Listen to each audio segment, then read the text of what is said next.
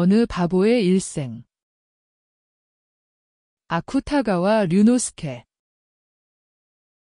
이 원고를 발표할지 여부는 물론 발표 시기와 기관 모두를 그대에게 일임하고 싶네.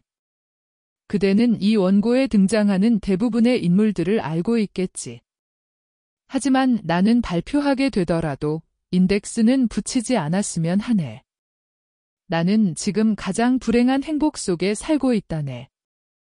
하지만 이상하게도 후회는 하지 않아. 다만 나 같은 악한 남편, 악한 아들, 악한 부모를 둔 이들이 왠지 모르게 안타깝게 느껴질 뿐이야. 그럼 안녕. 나는 이 원고에서 적어도 의식적으로는 자기 변호를 하지 않으려 했다네. 마지막으로 이 원고를 특별히 그대에게 맡기는 것은 그대가 아마 누구보다 나를 잘 알고 있다고 생각하기 때문이네. 내가 도시인이라는 껍질만 벗겨낸다면 부디 이 원고 속 나의 바보스러움을 비웃어주게. 1927년 쇼와 2년 6월 20일.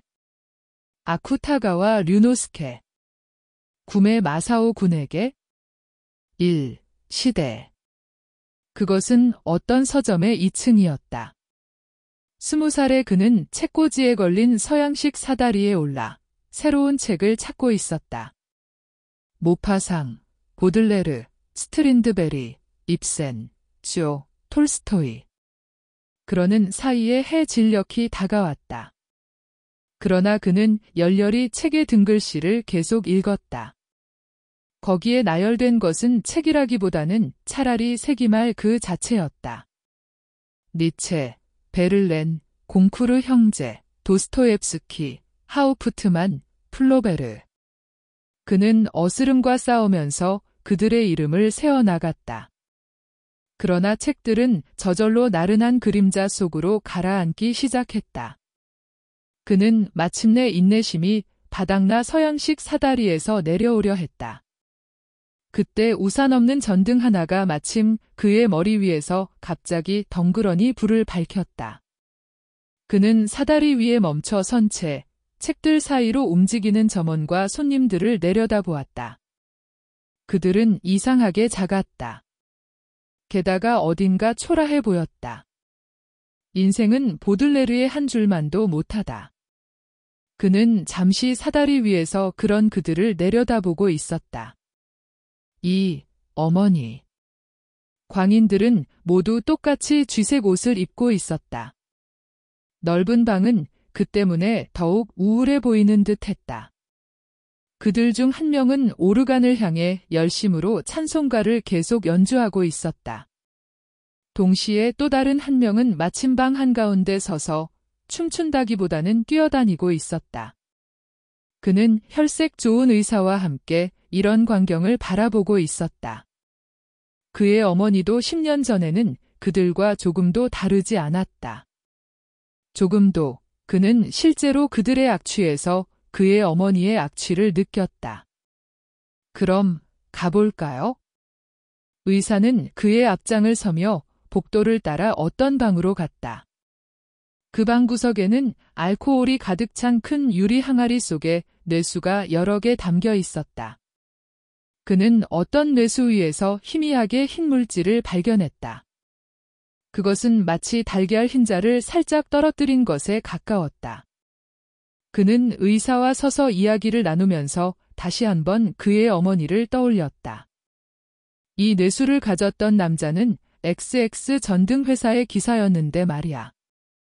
늘 자신을 검게 번들거리는 거대한 다이너모라고 생각했지. 그는 의사의 눈을 피하기 위해 유리창 밖을 바라보았다. 그곳에는 빈병 조각을 박아놓은 벽돌담 외에는 아무것도 없었다. 그러나 그것은 옅은 이끼를 얼룩덜룩하고 희미하게 하얗게 만들고 있었다. 3. 집. 그는 어떤 교회의 2층 방에서 기거하고 있었다. 집안이 물은 탓에 묘하게 기울어진 2층이었다. 그의 숙모는 이 2층에서 자주 그와 다투었다. 그의 양부모가 중재하는 일도 없지는 않았다. 그러나 그는 그의 숙모에게 누구보다 깊은 애정을 느끼고 있었다. 평생 독신이었던 그의 숙모는 그의 나이 20살 때에도 이미 60에 가까운 노인이었다. 그는 어떤 교회의 2층에서 사랑하는 사람들은 왜 서로 괴롭히는지 몇 번이고 생각하곤 했다. 그러는 동안에도 어딘가 섬뜩한 2층의 기울어짐을 느끼면서 4. 도쿄. 스미다강은 잔뜩 흐려 있었다. 그는 달리는 작은 증기선의 창문으로 무코지마의 벚꽃을 바라보고 있었다. 꽃이 만발한 벚나무들은 그의 눈에 한 줄의 누더기처럼 우울했다.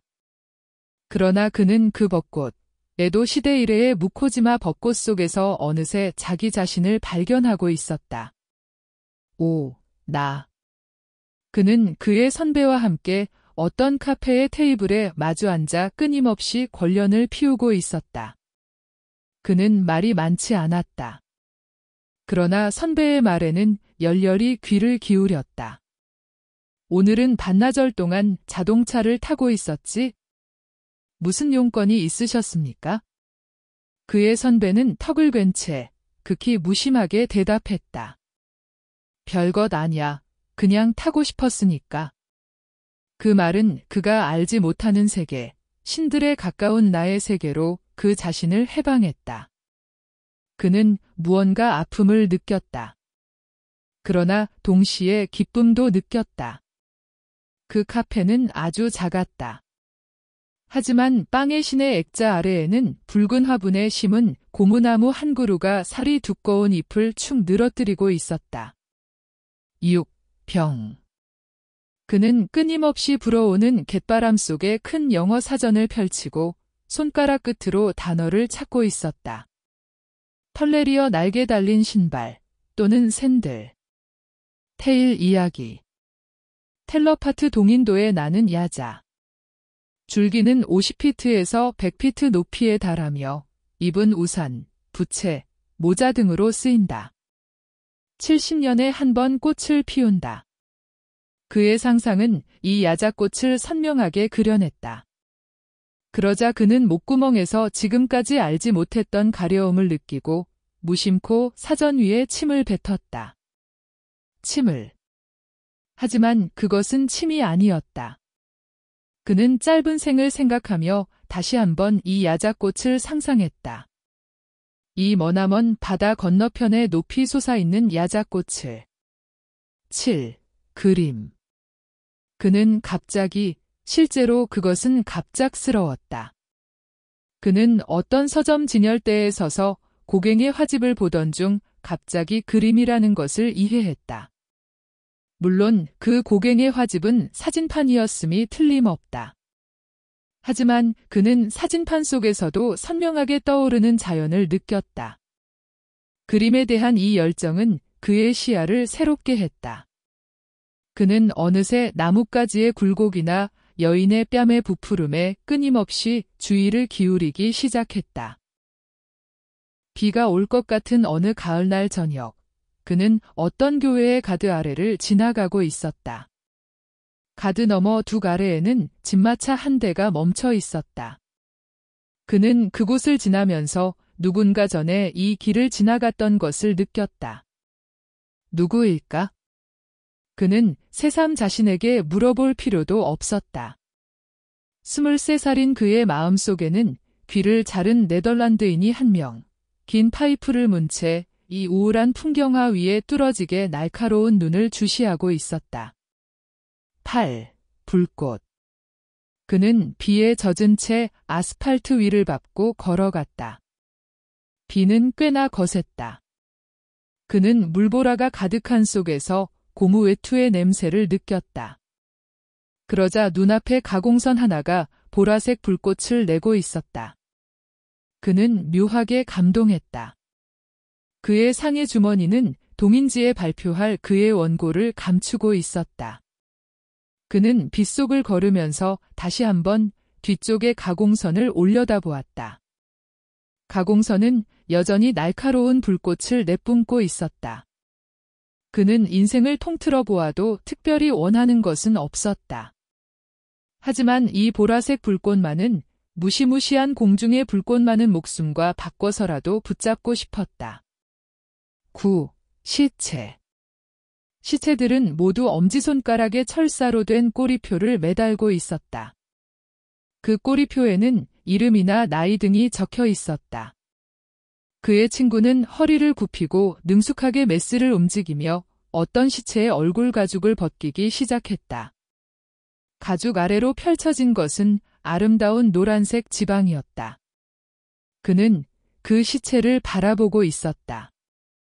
그것은 그에게 어떤 단편, 왕조 시대를 배경으로 한 어떤 단편을 완성하는 데 필요했음에 틀림없다.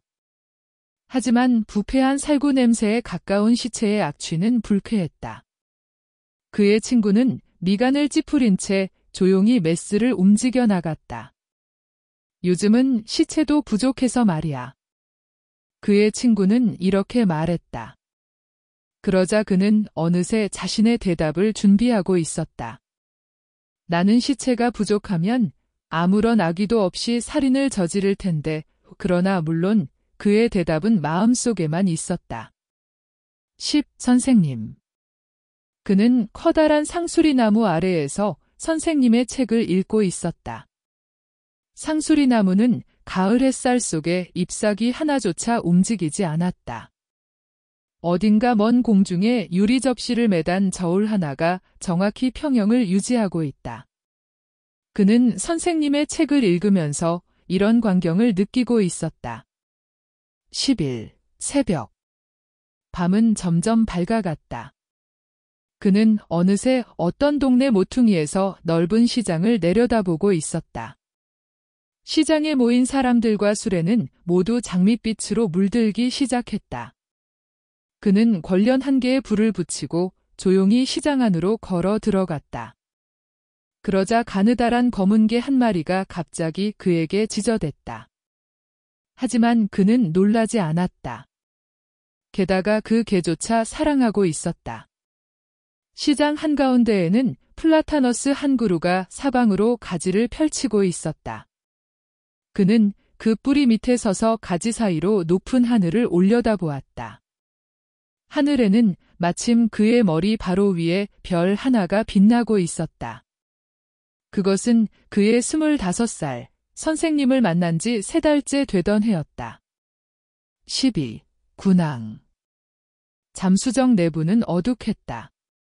그는 앞뒤 좌우를 뒤덮은 기계 속에 몸을 숙이고 작은 렌즈를 들여다보고 있었다. 그 렌즈에 비치고 있는 것은 밝은 군항의 풍경이었다. 저기에 금강도 보일 겁니다. 어떤 해군 장교는 그에게 이렇게 말을 걸기도 했다. 그는 네모난 렌즈 위에 작은 군함을 바라보면서 왠지 모르게 문득 파슬리를 떠올렸다. 1인분 30전짜리 비프 스테이크 위에서도 희미하게 냄새를 풍기는 파슬리를. 13. 선생님의 죽음. 그는 비겐 뒤의 바람 속에 어떤 새로운 정거장의 플랫폼을 걷고 있었다. 하늘은 아직 어스름했다. 플랫폼 건너편에는 철도 인부선엇이 일제히 곡괭이를 오르내리며 뭔가 높은 소리로 노래하고 있었다. 비겐 뒤의 바람은 인부들의 노래와 그의 감정을 산산이 흩날렸다. 그는 권련에 불도 붙이지 않은 채 기쁨에 가까운 고통을 느끼고 있었다. 선생님 위독 뒤라는 전보를 외투 주머니에 밀어넣은 채. 그때 건너편 소나무 숲 그림자에서 오전 6시 상행 열차 한 줄이 옅은 연기를 휘날리며 꿈틀거리듯 이쪽으로 다가오기 시작했다. 14. 결혼. 그는 결혼한 다음 날 오자마자 낭비하면 곤란하다고 그의 아내에게 잔소리를 했다. 그러나 그것은 그의 잔소리라기보다는 그의 숙모가 말해라라고 시킨 잔소리였다. 그의 아내는 그 자신에게는 물론 그의 숙모에게도 사과하고 있었다. 그를 위해 사온 노란 수선화 화분을 앞에 둔 채. 15. 그들은 평화롭게 생활했다. 커다란 파초 잎이 펼쳐진 그늘 아래에서. 그들의 집은 도쿄에서 기차로도 1시간이나 걸리는 어떤 해안 마을에 있었기 때문이다. 16. 베개. 그는 장미 잎냄새가 나는 회의주의를 베개 사마 아나톨 프랑스의 책을 읽고 있었다. 그러나 어느새 그 베개 속에도 반인반 마신 켄타우로스이 있다는 것은 깨닫지 못했다. 17. 나비. 해초 냄새 가득한 바람 속의 나비 한 마리가 번뜩였다. 그는 아주 잠깐 동안 마른 자신의 입술 위로 이 나비의 날개가 닿는 것을 느꼈다. 그러나 그의 입술 위에 어느새 찍고 간 날개의 가루만은 수년 후에도 여전히 반짝이고 있었다. 18. 달. 그는 어떤 호텔의 계단을 오르던 도중 우연히 그녀와 마주쳤다. 그녀의 얼굴은 이런 대낮에도 달빛 속에 있는 듯 했다. 그는 그녀를 배웅하며 그들은 일면식도 없는 사이였다. 지금까지 알지 못했던 쓸쓸함을 느꼈다. 19. 인공의 날개. 그는 아나톨 프랑스에서 18세기의 철학자들로 관심을 옮겨갔다. 그러나 루소에게는 가까이 가지 않았다. 그것은 어쩌면 그 자신의 한 면, 정열에 휩쓸리기 쉬운 한 면이 루소와 가깝기 때문이었을지도 모른다. 그는 그 자신의 다른 한 면, 차가운 이성의 찬 한 면에 가까운 캉디드의 철학자에게 다가갔다. 인생은 29살인 그에게 조금도 밝지 않았다. 그러나 볼테르는 이런 그에게 인공의 날개를 공급했다. 그는 이 인공의 날개를 펼치고 손쉽게 하늘로 날아올랐다. 동시에 이성의 빛을 받은 인생의 기쁨이나 슬픔은 그의 눈 아래로 가라앉았다. 그는 초라한 마을 위로 반어와 미소를 떨어뜨리며 가로막는 것 없는 공중을 곧장 태양으로 올라갔다. 마치 이 인공의 날개를 태양빛에 태워 결국 바다에 떨어져 죽은 옛 그리스 사람조차 잊은 듯이. 20. 족쇄.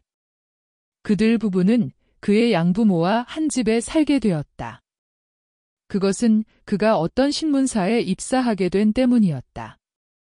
그는 노란 종이에 쓴 한 장의 계약서를 힘으로 삼고 있었다. 그러나 그 계약서는 나중에 보니 신문사는 아무런 의무도 지지 않고 그만이 의무를 지는 것이었다. 21. 광인의 딸. 인력거 2대가 인기척 없는 흐린 날의 시골길을 달리고 있었다. 그 길이 바다를 향하고 있다는 것은 갯바람이 불어오는 것으로도 분명했다. 뒤쪽 인력거에 타고 있던 그는 조금도 이 데이트에 흥미가 없다는 것을 이상하게 여기면서 자신을 이곳으로 이끈 것이 무엇인지 생각하고 있었다. 그것은 결코 연애가 아니었다. 만약 연애가 아니라면 그는 이 대답을 피하기 위해 어쨌든 우리는 대등하다고 생각하지 않을 수 없었다. 앞쪽 인력거에 타고 있는 것은 어떤 광인의 딸이었다. 게다가 그녀의 여동생은 질투 때문에 자살했었다. 이제는 어떻게 할 도리가 없다. 그는 이미 이 광인의 딸에게 동물적 본능만이 강한 그녀에게 어떤 증오를 느끼고 있었다. 인력거 2대는 그 사이에 갯내음 나는 묘지 밖을 지나갔다. 굴 껍데기가 붙은 잡목 울타리 속에는 비석이 여러 개 검게 변해 있었다. 그는 그 비석 너머로 희미하게 빛나는 바다를 바라보며 갑자기 그녀의 남편, 그녀의 마음을 사로잡지 못한 그녀의 남편을 경멸하기 시작했다. 22. 어떤 화가. 그것은 어떤 잡지의 사파였다. 그러나 수탉 한 마리의 먹그림은 현저한 개성을 보여주고 있었다. 그는 어떤 친구에게 이 화가에 대해 물어보기도 했다. 일주일쯤 지난 후 이 화가는 그를 방문했다. 그것은 그의 일생 중에서도 특히 뚜렷한 사건이었다. 그는 이 화가에게서 아무도 모르는 시를 발견했다. 게다가 그 자신도 알지 못했던 그의 영혼을 발견했다. 어떤 으스스한 가을날 저녁, 그는 옥수수 한 그루를 보고 문득 이 화가를 떠올렸다. 키가 큰 옥수수는 거친 잎을 두른 채 흙더미 위에는 신경처럼 가늘게 뿌리를 드러내고 있었다. 그것은 또 물론 상처 입기 쉬운 그의 자화상이기도 했다. 그러나 이러한 발견은 그를 우울하게 만들 뿐이었다. 이미 늦었다. 하지만 막다른 상황이 되면 23. 그녀. 어떤 광장 앞은 어둠이 깔리기 시작하고 있었다. 그는 약간 열이 있는 몸으로 이 광장을 걸어갔다. 큰 빌딩 몇 채는 희미하게 은색으로 맑은 하늘에 창들의 전등을 반짝이고 있었다. 그는 길가에 멈춰 서서 그녀가 오기를 기다리기로 했다. 5분쯤 지난 후 그녀는 뭔가 지친 듯이 그에게 다가왔다. 그러나 그의 얼굴을 보자 피곤해라고 웃음을 짓기도 했다. 그들은 어깨를 나란히 하며 어스름한 광장을 걸어갔다. 그것은 그들에게는 처음이었다. 그는 그녀와 함께 있기 위해서라면 무엇을 버려도 좋다는 기분이었다. 그들이 자동차를 탄 후 그녀는 가만히 그의 얼굴을 바라보며 당신 후회하지 않으세요? 라고 물었다. 그는 단호하게 후회하지 않아 라고 대답했다. 그녀는 그의 손을 잡으며 저는 후회하지 않지만 지라고 말했다. 그녀의 얼굴은 이런 때에도 달빛 속에 있는 듯 했다. 24. 출산. 그는 방문 곁에 서서 하얀 수술복을 입은 산파 한 명이 갓난아이를 씻기는 것을 내려다보고 있었다. 갓난아이는 비눗물에 눈이 따가울 때마다 애처로운 찡그린 얼굴을 반복했다. 게다가 높은 소리로 계속 울었다. 그는 뭔가 쥐새끼에 가까운 갓난아이의 냄새를 느끼면서 절실히 이렇게 생각하지 않을 수 없었다. 무엇 때문에 이 아이도 태어난 것일까? 이 고통 가득한 세상에. 무엇 때문에 또 이 아이도 나 같은 사람을 아버지로 두는 운명을 짊어지게 되었을까? 게다가 그것은 그의 아내가 처음으로 출산한 남자아이였다. 25. 스트린드베리. 그는 방의 문간에 서서 석류꽃이 핀 달빛 아래 더러운 중국인 몇 명이 마작을 하고 있는 것을 바라보고 있었다. 그러고는 방 안으로 돌아와 낮은 램프 아래 광인의 고백을 읽기 시작했다. 하지만 2페이지도 읽지 않아 어느새 쓴웃음을 흘리고 있었다.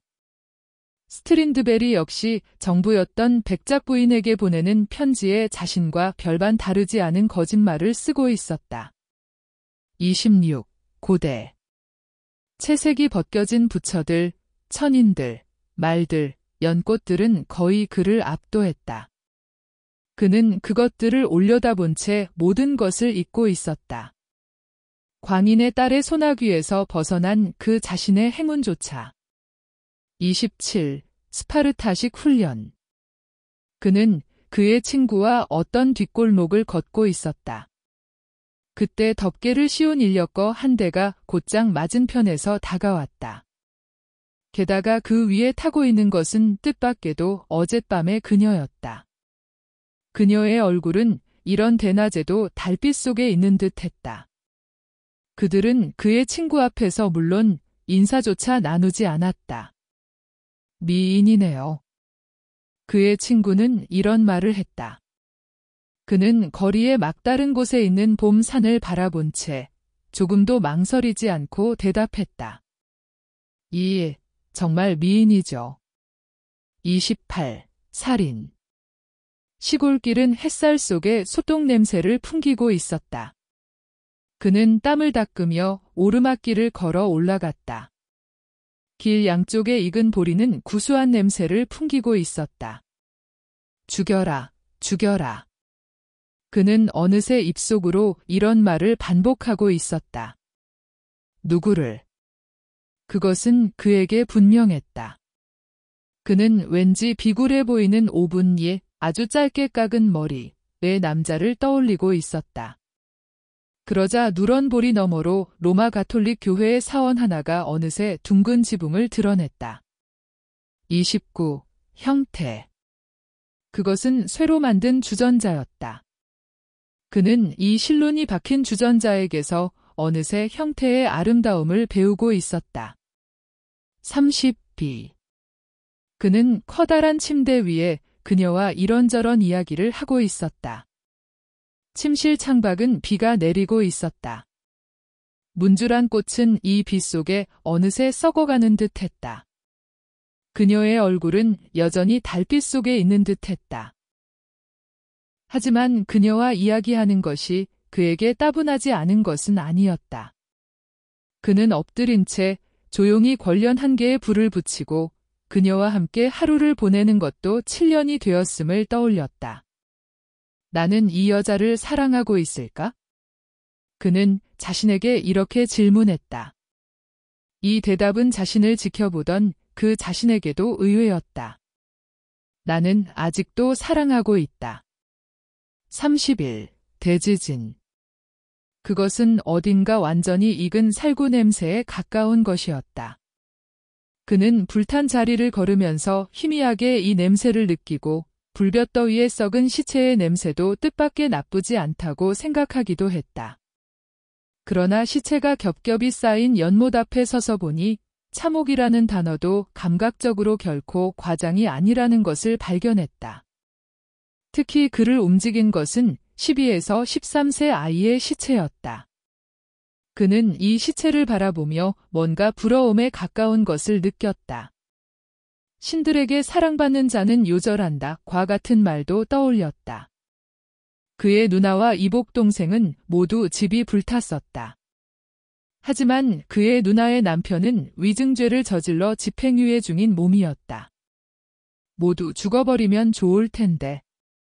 그는 불탄 자리에 멈춰 선 채 절실히 이렇게 생각하지 않을 수 없었다. 32. 싸움.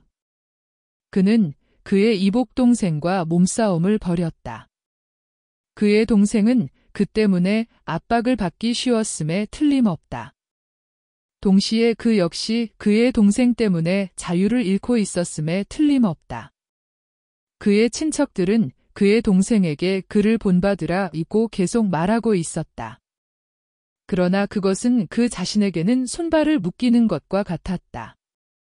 그들은 몸싸움을 한 채 마침내 툇마루 끝으로 굴러갔다. 툇마루 앞 정원에는 배롱나무 한 그루가 그는 아직도 기억하고 있다. 비가 올 듯한 하늘 아래 붉은 빛을 내뿜으며 꽃을 피우고 있었다. 33. 영웅. 그는 볼테르의 집 창문에서 어느새 높은 산을 올려다보고 있었다. 빙하가 걸린 산 위에는 대머리 수리의 그림자조차 보이지 않았다. 그러나 키 작은 러시아인 한 명이 끈질기게 산길을 계속 오르고 있었다. 볼테르의 집도 밤이 된 후 그는 밝은 램프 아래에서 이런 경향시를 쓰기도 했다. 그 산길을 올라갔던 러시아인의 모습을 떠올리면서 누구보다 십계를 지킨 그대는 누구보다 십계를 어긴 그대라. 누구보다 민중을 사랑한 그대는 누구보다 민중을 경멸한 그대다. 누구보다 이상에 불타올랐던 그대는 누구보다 현실을 알고 있던 그대다. 그대는 우리 동양이 낳은 풀꽃 냄새 나는 전기 기관차다. 34. 색채. 30살의 그는 어느새 어떤 공터를 사랑하고 있었다. 그곳에는 단지 이끼가 낀 위에 벽돌이나 기와 조각 등이 여러 개 흩어져 있을 뿐이었다. 그러나 그것은 그의 눈에는 세잔의 풍경화와 다를 바 없었다. 그는 문득 7, 8년 전의 자신의 정열을 떠올렸다. 동시에 그의 7, 8년 전에는 색채를 알지 못했다는 것을 발견했다. 35. 광대 인형. 그는 언제 죽어도 후회하지 않도록 격렬한 생활을 할 작정이었다. 하지만 여전히 양부모와 숙모에게 조심하는 생활을 계속하고 있었다. 그것은 그의 생활의 밝음과 어둠의 양면을 만들어냈다. 그는 어떤 양복점 앞에 광대 인형이 서 있는 것을 보고 자신이 얼마나 광대 인형에 가까운지 생각하기도 했다. 그러나 의식 밖의 그 자신, 말하자면 제2의 그 자신은 이미 이런 심정을 어떤 단편 속에 담아내고 있었다. 36. 권태. 그는 어떤 대학생과 억새밭 속을 걷고 있었다. 자네들은 아직 생활 욕구를 왕성하게 가지고 있겠지? 하지만 당신께서도. 그런데 나는 가지고 있지 않네? 제작 욕구만은 가지고 있지만 그것은 그의 진심이었다. 그는 실제로 어느새 생활에 흥미를 잃고 있었다. 제작 욕구도 역시 생활 욕구이지 않습니까? 그는 아무 대답도 하지 않았다. 억새받은 어느새 붉은 이삭 위에 선명하게 분화산을 드러냈다. 그는 이 분화산에 뭔가 선망에 가까운 것을 느꼈다. 그러나 그것이 왜인지는 그 자신도 알 수 없었다. 37. 넘어온 사람. 그는 자신과 재능면에서 격투할 수 있는 여인을 만났다. 그러나 넘어온 사람, 월딘, 등에 서정시를 지어 간신히 이 위기를 벗어났다. 그것은 마치 나뭇가지에 얼어붙은 빛나는 눈을 떨어뜨리는 것처럼 애달픈 기분이 드는 것이었다. 바람에 날리는 삿갓이 어찌 길에 떨어지지 않겠는가? 내 이름이야 어찌 아끼겠는가? 아끼는 것은 오직 그대의 이름뿐. 38. 복수. 그것은 나무의 새싹 속에 있는 어떤 호텔의 테라스였다. 그는 그곳에서 그림을 그리며 한 소년을 놀게 하고 있었다. 7년 전에 인연을 끄는 광인의 딸의 외아들과 광인의 딸은 권련에 불을 붙이고 그들이 노는 것을 바라보고 있었다. 그는 무거운 마음 속에서 기차나 비행기를 계속 그렸다. 소년은 다행히 그의 아이가 아니었다. 하지만 그를 자저씨라고 부르는 것은 그에게 무엇보다 괴로웠다. 소년이 어딘가로 간 후 광인의 딸은 권련을 피우며 아양 떨듯 그에게 말을 걸었다. 저 아이가 당신을 닮지 않았나요? 닮지 않았습니다. 우선. 하지만 태교라는 것도 있지 않겠어요. 그는 말없이 눈을 돌렸다. 그러나 그의 마음속 깊은 곳에는 이런 그녀를 목 졸라 죽이고 싶은 잔혹한 욕망조차 없는 것은 아니었다. 39. 거울. 그는 어떤 카페 구석에서 그의 친구와 이야기하고 있었다. 그의 친구는 구운 사과를 먹으며 요즘의 추위 이야기 등을 했다. 그는 이런 이야기 속에 갑자기 모순을 느끼기 시작했다. 자네는 아직 독신이었지? 아니, 이제 다음 달 결혼해. 그는 무심코 침묵해버렸다. 카페 벽에 박힌 거울은 무수한 그 자신을 비추고 있었다. 차갑게, 뭔가 위협하듯이. 40. 문답. 왜 너는 현대의 사회제도를 공격하느냐? 자본주의가 낳은 악을 보고 있기 때문이야. 악을. 나는 내가 선악의 차이를 인정하지 않는다고 생각했는데. 그럼 내 생활은? 그는 이렇게 천사와 문답했다. 물론 누구에게도 부끄러울 것이 없는 실크 해트를 쓴 천사와. 41. 병. 그는 불면증에 시달리기 시작했다. 게다가 체력도 쇠퇴하기 시작했다. 몇몇 의사들은 그의 병에 각각 2-3가지 진단을 내렸다.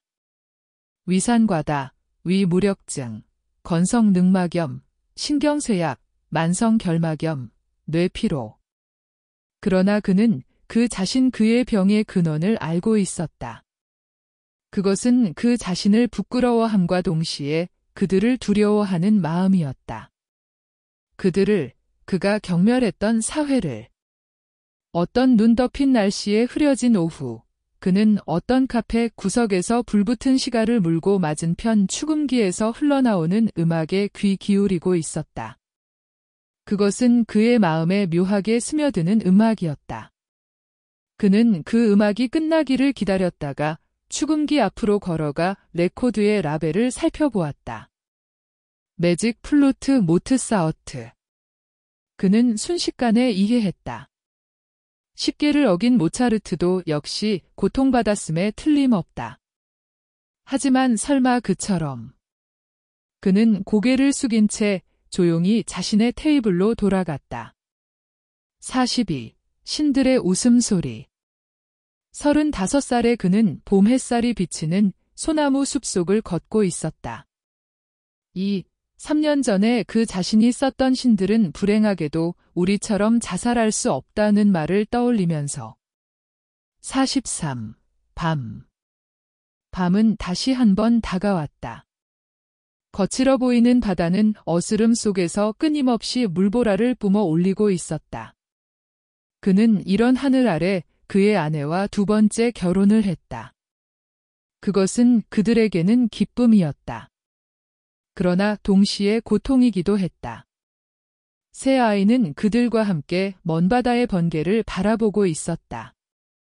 그의 아내는 한 아이를 안고 눈물을 참고 있는 듯 했다. 저기에 배 한 척이 보이네? 돛대가 두 동강 난 배가. 44. 죽음. 그는 혼자 자는 것을 기회로 사마창살에 허리띠를 걸고 목매달아 죽으려 했다. 하지만 허리띠에 목을 넣어보니 갑자기 죽음을 두려워하기 시작했다. 그것은 결코 죽는 순간의 고통 때문에 두려워한 것이 아니었다. 그는 두 번째에는 회중시계를 가지고 시험 삼아 목매달아 죽는 것을 시도해 보기로 했다. 그러자 잠시 괴로웠던 후 모든 것이 희미해지기 시작했다. 그곳을 한 번만 통과하면 죽음에 이르게 될 것이 분명했다. 그는 시계 바늘을 확인하고 자신의 고통을 느꼈던 시간이 1분 20몇 초였다는 것을 발견했다. 창살 밖은 칠흑같이 어두웠다. 그러나 그 어둠 속에서 거친 달개 소리도 나고 있었다. 45. 디반. 디반은 다시 한번 그의 마음에 새로운 힘을 주려 했다. 그것은 그가 알지 못했던 동양적인 괴테였다. 그는 모든 선악의 피 안에 유유히 서 있는 괴테를 보고 절망에 가까운 부러움을 느꼈다. 시인 괴테는 그의 눈에 시인 그리스도보다 위대했다. 이 시인의 마음에는 아크로폴리스나 골고다 외에 아라비아의 장미조차 꽃을 피우고 있었다. 만약 이 시인의 발자취를 따를 약간의 힘이라도 가지고 있었다면 그는 디반을 다 읽고 무서운 감동이 가라앉은 후 절실히 생활적 환관으로 태어난 자기 자신을 경멸하지 않을 수 없었다. 46. 그의 누나 남편의 자살은 갑자기 그를 짓눌렀다. 그는 이제 누나 일가의 생활까지 책임져야 했다. 그의 미래는 적어도 그에게는 해 진력처럼 어스름했다. 그는 자신의 정신적 파산의 냉소에 가까운 것을 느끼면서 자신의 모든 악덕과 약점을 하나도 빠짐없이 알고 있었다. 여전히 여러 책을 계속 읽었다. 그러나 루소의 참회록조차 영웅적인 거짓으로 가득 차 있었다. 특히 신생에 이르러서는 그는 신생의 주인공만큼 교활한 위선자를 만난 적이 없었다. 그러나 프랑수와 비용만은 그의 마음에 스며들었다. 그는 몇 편의 시 속에서 아름다운 숲것을 발견했다. 교수형을 기다리는 비용의 모습은 그의 꿈속에도 나타나기도 했다. 그는 몇 번이고 비용처럼 인생의 밑바닥까지 떨어지려 했다. 그러나 그의 환경이나 육체적 에너지는 이런 일을 허락할 리가 없었다. 그는 점점 쇠약해져 갔다. 마치 옛날 스위프트가 보았던 나뭇가지 끝부터 말라가는 서 있는 나무처럼. 47. 불장난. 그녀는 눈부신 얼굴을 하고 있었다. 그것은 마치 아침 햇살이 야은 얼음에 비치고 있는 듯 했다. 그는 그녀에게 호의를 가지고 있었다. 그러나 연애는 느끼지 않았다. 게다가 그녀의 몸에는 손가락 하나 대지 않고 있었다. 죽고 싶어 하신다면서요? 아니, 죽고 싶어 한다기보다는 사는 것에 질린 것입니다. 그들은 이런 문답에서 함께 죽기로 약속했다. 플라토닉 수어사이드군요. 더블 플라토닉 수어사이드. 그는 자신의 침착함이 신기하지 않을 수 없었다. 48. 죽음. 그는 그녀와는 함께 죽지 않았다. 단지 아직도 그녀의 몸에 손가락 하나 대지 않았다는 것은 그에게 뭔가 만족이었다. 그녀는 아무 일도 없었다는 듯이 때때로 그와 이야기하기도 했다. 게다가 그에게 그녀가 가지고 있던 청산가리 한 병을 건네며 이것만 있으면 서로 힘이 될 거예요 라고 말하기도 했다. 그것은 실제로 그의 마음을 굳건하게 했음에 틀림없다. 그는 혼자 등나무 의자에 앉아 참나무의 새잎을 바라보면서 종종 죽음이 그에게 주는 평화를 생각하지 않을 수 없었다. 49. 박제된 백조. 그는 마지막 힘을 다해 자신의 자서전을 써보려고 했다. 하지만 그것은 그 자신에게는 뜻밖의 쉽지 않았다. 그것은 그의 자존심이나 회의주의나 이해타산이 아직 남아있기 때문이었다.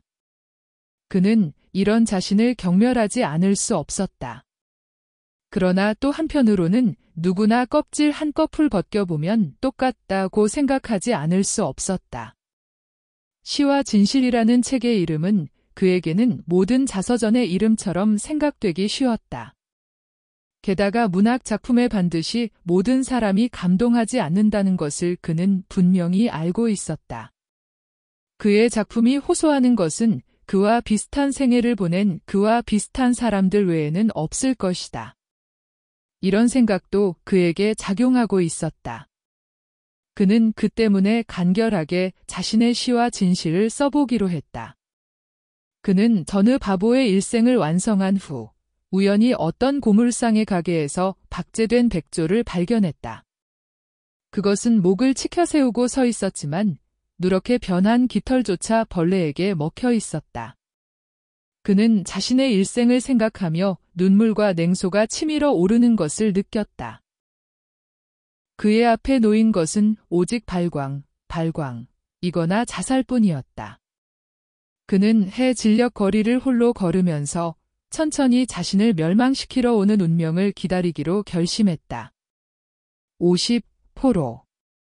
그의 친구 중 한 명이 발광했다. 그는 이 친구에게 항상 어떤 친밀감을 느끼고 있었다. 그것은 그에게 이 친구의 고독, 경쾌한 가면 아래 있는 고독이 남들보다 절실히 와닿았기 때문이었다. 그는 이 친구가 발광한 후 두세 번 이 친구를 방문했다. 자네와 나는 악귀에 씌여 있는 거야? 세기말의 악귀라는 녀석에게 말이야. 이 친구는 목소리를 낮추면서 이런 말을 그에게 하기도 했는데 그로부터 3일 후에는 어떤 온천 여관으로 떠나는 도중 장미꽃조차 먹었다고 한다. 그는 이 친구가 입원한 후 어느새 자신이 이 친구에게 선물했던 테라코타 흉상을 떠올렸다. 그것은 이 친구가 사랑했던 검찰관 작가의 흉상이었다. 그는 고골도 미쳐서 죽었다는 것을 생각하며 뭔가 그들을 지배하고 있는 힘을 느끼지 않을 수 없었다. 그는 완전히 지쳐버린 끝에 문득 라디게의 임종의 말을 읽고 다시 한번 신들의 웃음소리를 느꼈다. 그것은 하느님의 병사들이 나를 잡으러 온다는 말이었다. 그는 자신의 미신이나 감상주의와 싸우려 했다. 그러나 어떤 싸움도 육체적으로는 그에게 불가능했다. 세기말의 악귀는 실제로 그를 괴롭히고 있음에 틀림없었다. 그는 신을 힘으로 삼았던 중세 사람들에게 부러움을 느꼈다. 그러나 신을 믿는 것, 신의 사랑을 믿는 것은 도저히 그에게는 불가능했다. 그 코크토조차 믿었던 신을. 51. 패배. 그는 펜을 잡는 손까지 떨리기 시작했다. 게다가 침까지 흘러나왔다. 그의 머리는 0.8g의 베로나를 복용한 후 깨어났을 때 외에는 한 번도 또렷했던 적이 없었다. 게다가 또렷한 시간은 겨우 30분이나 1시간이었다. 그는 오직 어스름 속에서 하루 벌어 하루 먹고 사는 생활을 하고 있었다. 말하자면 칼날이 무뎌져 버린 가는 검을 지팡이 삼아서. 1927년 6월 6호